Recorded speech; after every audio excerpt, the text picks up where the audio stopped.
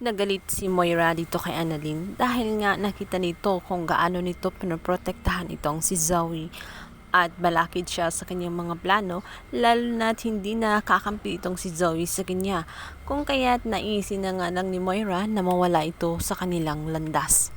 Ngunit ang hindi alam ni Moira ay gumagawa nga ng paraan itong si Justin na huwag matuloy ang kanyang ginagawa, lalo't nabisto nga ni Justin na si Dax at si Moira ay magkausap at halata niya na meron itong importanteng pinag-uusapan.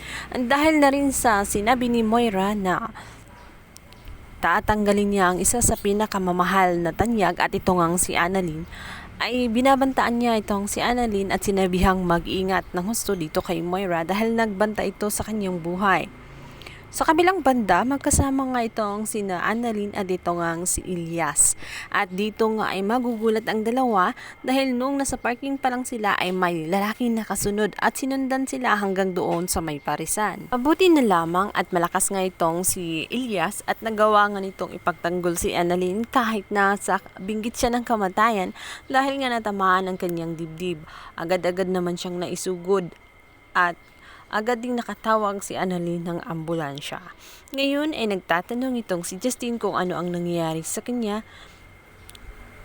Malaki ang kanyang hinala na kagagawan iyon ni Moira dahil nung nakarang araw ay magkausap nga sila at dito nga ay diretsahan, harap-harapan at walang takot na sinabi ni Moira na gagawin niya ang lahat-lahat, mawala lang itong si Annalyn dahil sa kanyang pakiwari ay balakid sa kanyang mga plano itong si Annalyn. Alit magugulat sila sa kanilang matutuklasan dahil hindi pa nga nakahanap si Dax ng isang hitman at nakakapagtaka kung sino ang taong sumusunod kina Annalyn at sino ang nagutos nito upang sundan siya. At dito nga ay malalaman ni Ilyas na ito pala ang dati niyang kalaban at may atraso sa kanya na gustong gumanti sa kanya, inuutusan lamang siya. Buti na lamang at ligtas nga na nakauwi ang dalawang bida. Laking pasasalamat din ng ina nitong si Annalyn. Ito ang si Lynette. Sinabi nito na sa susunod ay mag-ingat na siya at hindi na nila alam kung sa susunod nga ay makakaligtas pa sila. At ngayon dahil nga sa sinabi nitong si Justin ay talagang minabuti na nga ni Lynette na kailangan meron na nga siyang bodyguard dahil nais niya makasiguro na ang kanyang anak ay ligtas nga. Kung kaya't maiisipan nga ni Lynette na kukunin ngang bodyguard itong si Ilyas. Ito nga ay tuwang-tuwa din itong si Ilyas dahil pagkakataon nga niya na makasama at makilala ng husto itong hinyong doktora dahil nais niya talaga na malaman ang totoong pagkatao nito. Magahan, laking tuwa na rin itong si Zoe matapos nga niyang masilayan na ang kanyang kapatid ay tela naging masaya sa pilingan nitong si Ilyas. Sinabihan niya si Ilyas na dapat ay madiliin na niya ang lahat-lahat at gumawa na siya ng paraan dahil maraming umano ang nakaaligid kay Annalyn at baka maunahan pa siya. Huwag niyang pakawalan dahil hindi siya magsisisi kapag si Annalyn ang kanyang naging jowa dahil sa bukod sa magaling ito na doktor ay napakabuti nito sa lahat. Kabilang banda, makakausap nga ni Zoe ang kanyang ama at dito nga niya matutuklasan na talagang nakipagsabuatan nga itong si Eric dito kay Moira.